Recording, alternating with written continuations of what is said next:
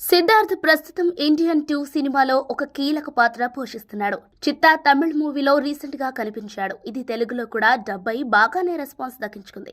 తెలుగులో అతడు చేసిన చివరి సినిమా మహాసముద్రం. అయితే ఒక ఇంటర్వ్యూలో త్రిష, జెనీలియా ఇద్దరిలో ఎవరంటే ఇష్టమో చెప్పాలని సిద్ధార్థ్ను అడిగారు. దానికి అతడు జెనీలియా అని టక్కున చెప్పాడు.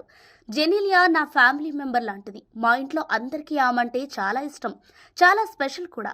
నా పుట్టినరోజు నాడు ఎవరు విష్ చేసినా చేయకపోయినా జెనీలియా మాత్రం ఫోన్ చేసి విష్ చేస్తోంది.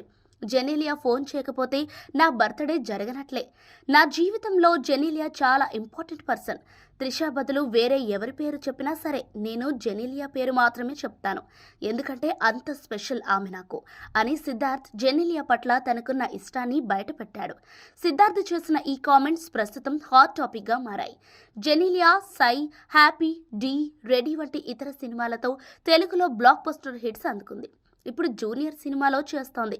ఇది తెలుగు, కన్నడ భాషల్లో రిలీజ్ కానుంది. 2012లో రానా దగ్గుబాటితో కలిసి నా ఇష్టం మూవీ చేసింది. అదే ఆ ముద్దుగుమ్మ లాస్ట్ తెలుగు మూవీ. త్వరలో జూనియర్ సినిమాతో 12 ఏళ్ల తర్వాత ఆమె మళ్లీ తెలుగులో అడుగు పెట్టనుంది. సిద్ధార్థ్ చేసిన ఈ కామెంట్స్ పై మీ అభిప్రాయాన్ని తెలియజేస్తూ కామెంట్ చేయండి, లైక్ చేయండి, షేర్ చేయండి.